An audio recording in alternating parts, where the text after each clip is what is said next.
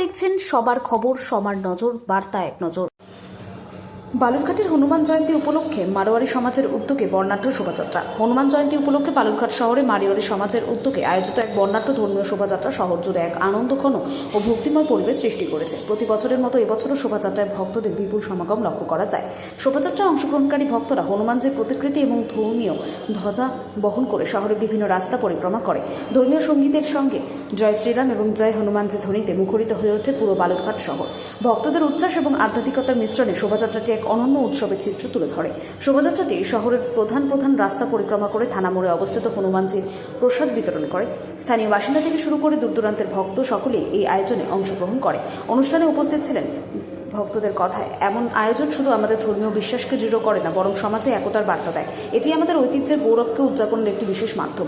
মারোয়ারি সমাজের পক্ষ থেকে এক প্রতিনিধি বলেন যে শোভাযাত্রা শুধুমাত্র একটি ধর্মীয় অনুষ্ঠান নয়, এটি ভক্তি, ঐতিহ্য আর সমাজের ঐক্যের প্রতীক। আমরা বিশ্বাস করি এ ধরনের উদ্যোগ সমাজে ভক্তিমূলক পরিবেশকে আরও শক্তিশালী করে তুলবে।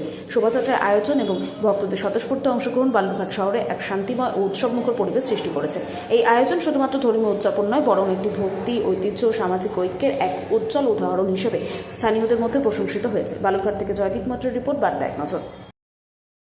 আজকে আপনাদের হনুমান জয়ন্তী উপলক্ষে কি কর্মসূচি অনুষ্ঠিত হচ্ছে? আজকে আমরা বালুঘাটে যে কর্মসূচি রয়েছে আমাদের মারোয়ারি সমাজ থেকে এবং হিন্দু সমাজ থেকেই হনুমানজির মন্দিরে যাব। আমরা র্যালি করে নিয়ে গোটা বালুঘাট পরিক্রমা করে যাব হচ্ছে আমাদের হনুমান মন্দির, বালাজি মন্দিরে যাচ্ছি আমরা।